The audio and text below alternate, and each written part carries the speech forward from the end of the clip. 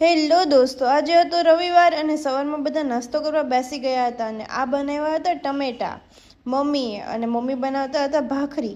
અને એ ટમેટા તમે ખાશો તો એક વખત ખાતા રહી જશો, બહુ જ મસ્ત છે. રેસીપી જોતી હોય તો કોમેન્ટ કરજો. અને વાગી ગયા હતા 10, ઘરનું કામ શરૂ હતું અને બહાર જો બધા બાળકો રમતા હતા, કારણ કે બધાને રવિવારની રજા હોય એટલે બધાને મોજ હતી બહાર. અને આ લોકો પાણીથી રમતા હતા અને અમારા ઘરે મહેમાન આવેલા હતા, એમાંથી હતા કેસરભાઈ, જેને પાણી છાંટવું બહુ જ ગમે.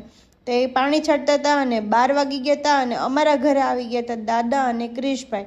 તો એ લોકો ગાડી સરખી કરતા હતા અને મમ્મી અંદર બનાવતા હતા જમવાનું, કારણ કે બપોરે જમવું તો પડે ને, ભૂખ લાગી હોય તો મમ્મીએ બનાવી નાખ્યું હતું દાળ ભાત, સેવ ટમેટાનું શાક, ભૂંગળા, ભાખરી, બધું બનાવી નાખ્યું હતું. અને પછી બધા બેસી ગયા હતા જમવા માટે. અમારા મામીજી, અને મામીજીને એવું છે કે અમારા ઘરે આવ્યા છે એટલે મને ઘડીએ એમ કે તું મને વ્લોગમાં ન લેતી, એને વિડીયોમાં આવવું ન હોય એટલે હું એને પરાણે વિડીયોમાં લઉં.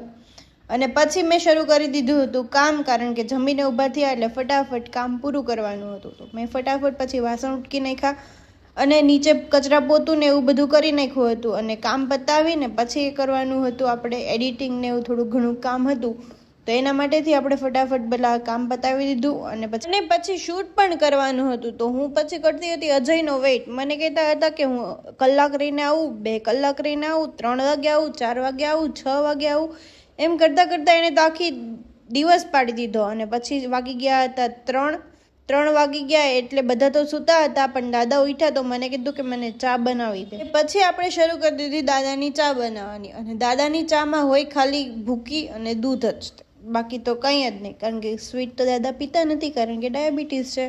અને આ ચા પીવા માટે તમારી પાસે મિત્રો કઠણ કાળજુ જોવે, કારણ કે ખાંડ વગરની ચા પીવી એટલે. પણ મારી જેવા સ્વીટ લવર હોય, જેને આખો દિવસ ગળું ખાવા જ જોતું હોય અને ગળું જ તે શોધતા હોય, તો પણ મારા જેવાથી રહેવાય નહીં.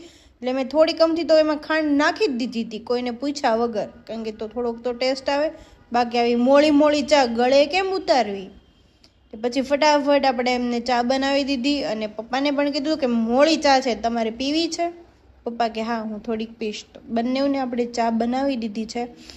ને મિત્રો સાચું કહું છું, આ મોળી ચા જે પીતા હોય મને કોમેન્ટ કરી દેજો, કે આપણાથી તો એવી મોળી ચા પીવાય નહીં, કારણ કે ઉલટી જ થઈ જાય સીધી. પછી બધા સૂઈ ગયા હતા અને વાગી ગયા હતા સાંજના 7 અને બનાવવાનું હતું આજે સાબુદાણાના વડા. કોને કોને ભાવે છે આ રેસીપી? અને આપણે બનાવવાની શરૂ કરી હતી, પણ એમાં 2 જાતના સાબુદાણાના વડા બન્યા હતા, કારણ કે મમ્મીએ કીધું કે હું પણ અલગ બનાવું ને તું પણ અલગ બનાવ, બંનેનો ટેસ્ટ પણ અલગ હતો. મેં બનાવ્યા હતા, એમાં હતા બટેકા, સાબુદાણા, મરચી, આદુ, શીંગનો ભૂકો, ગરમ મસાલો, લીંબુ, મીઠું અને સેજ અમથી ખાંડ, આટલું નાખીને મેં બનાવેલા હતા વડા. અને પછી એનો મસાલો રેડી થઈ ગયો હતો અને પછી એની બનાવવાની બધાને મિક્સ કરવાનું હતું. અને મેં થોડુંક સ્વાદ માટે એમાં ઓરેગનો અને ચીલી ફ્લેક્સ પણ નાખ્યું હતું, એનાથી ટેસ્ટ થોડોક સારો આવે છે એટલા માટે. તો એ બધું મેં નાખીને પછી કરી દીધું હતું મિક્સ. જો કેટલું મસ્ત લાગે છે. ને મને આ કાચો માવો ખાવાને બહુ મજા આવે, કાચો માવો વધારે ખાઉં બનાવતા.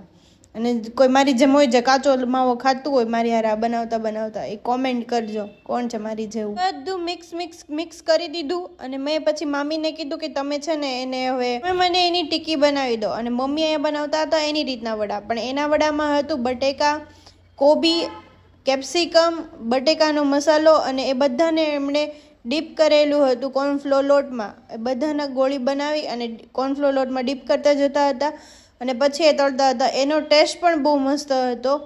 અને અહીંયા આગળ મામીને મેં આપી દીધું હતું કામ, કારણ કે એ બનાવવાનું હતું એમને ટીકી, તો એ બેઠા ટીકી બનાવતા હતા. પણ આપણે એને આજે વિડીયોમાં નથી લીધા અત્યારે, કે મને ના પાડતા હતા ને એટલે. અને પછી અહીંયા આગળ આપણી ટીકી પણ તળાતી હતી, રેડી થઈ ગઈ હતી. અને અહીંયા આગળ આપણા બંને અલગ વેરાયટીના હતા અને બધાએ જમી લીધું હતું. અને પછી જવાનું હતું બહાર આપણે. અને રોડ જો કેટલો ખરાબ છે, એકદમ સુમસાન રોડ છે આવડો. અને આપણે જવાનું હતું આપણા ફ્રેન્ડના ઘરે, પણ થોડાક વડા હતા એ આપણા મમ્મીના ઘરે પણ દેવાના હતા, તો આપણે એને દઈ દીધા. અને પછી આપણે ગયા હતા ફ્રેન્ડના ઘરે. ફ્રેન્ડ હતા આપણા કાળુભાઈ, કારણ કે એના જલ્દીથી મેરેજ આવે છે, ને જો એના ઘરે જઈને બેસી ગયા. અને પછી બધા બેઠા ફૂલ બાકાજીકી બોલાવતા હતા, કાંઈ નહીં, ઠંડા પોરની હવાણું કરતા હતા, બીજું કાંઈ નહોતા કરતા. પછી ઘરે આવ્યા તો કેક લેતા આવ્યા હતા, કારણ કે મારો બર્થડે હતો કાલે એટલા માટે. અને 12 વાગી ગયા હતા એટલે કેક તો કટ કરવી પડે. ને વિજુભાઈ પણ 12 વાગે જાગતા હતા, તો મેં કીધું ચલો કેક ખાવી છે, તો કે હા, તો મેં ચલો કેક કટ કરીએ.